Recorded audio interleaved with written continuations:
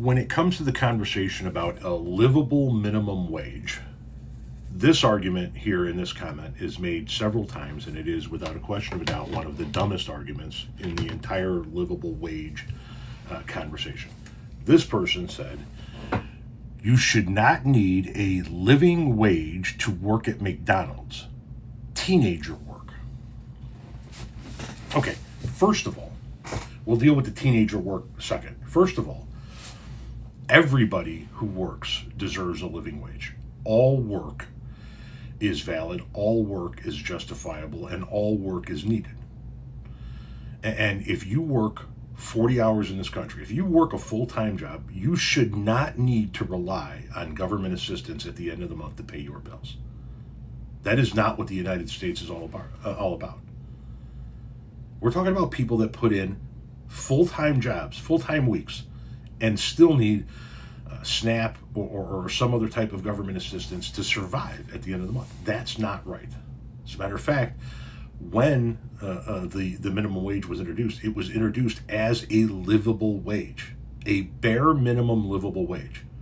And for a long time it was. For a while, you could work a minimum wage job in high school and afford to pay your way through college.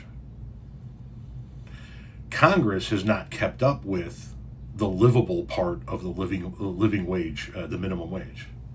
And that's why the minimum wage is no longer a livable wage. Having said that, let's touch on your last part here, that it's teenager work. So are you suggesting that McDonald's should only be open at night during the school year and during the days only on weekends and in the summer? Because if it's just teenagers that are working it, who's going to work the jobs when the teenagers are in school? That argument that it's teenager work is, with all due respect, dumb as fuck. By your logic, you should not be able to walk into a McDonald's or a Wendy's or an Arby's or a Taco Bell and get yourself lunch during the week, during the day, while school's in session. Because only teenagers should be working there. See how fucking stupid it is when you think about it for longer than 30 seconds?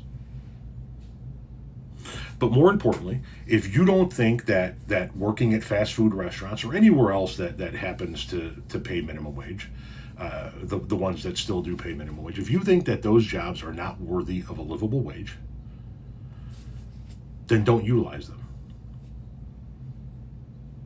Why in the world would you ever want somebody preparing your food that you deem not worthy of a livable wage? I mean, I know I wouldn't want somebody preparing my food that I viewed in that little of a stature. Why would you?